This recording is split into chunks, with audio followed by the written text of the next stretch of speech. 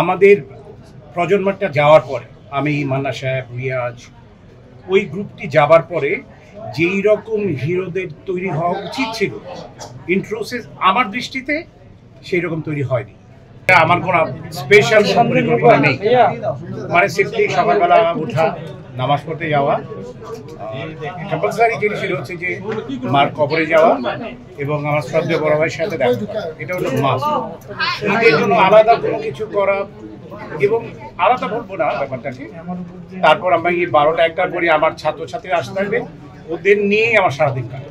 শূন্যতা শব্দটা ব্যবহার করতে চাই না, তবে আমি ব্যবহার করতে আগে যেমন ছোটবেলা থেকে আমার একটা বদভ্যাস ছিল যে সকালে একটা ড্রেস পরা, বিকালে একটা পরা, রাতে একটি ড্রেস পরা।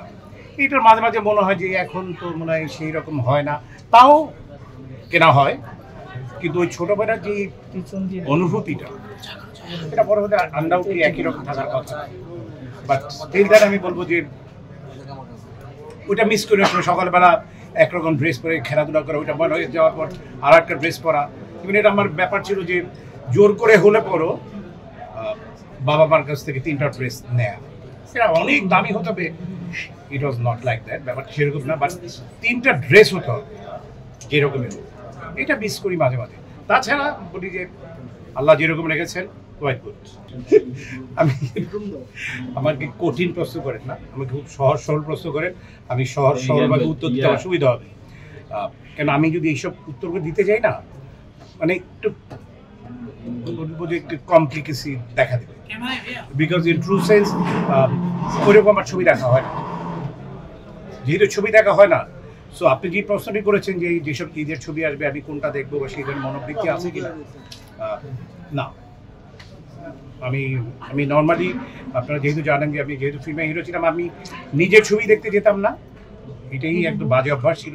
আমি বলছি না এটা ভালো অভ্যাস, আনডাউটেড একটা বাজে অভ্যাস, আমার বাজেটাকে আমিই বলছি। আমি নিজের ছবি দেখতে যেতাম না, আর একজন ছবি দেখার তো প্রশ্নই আসে।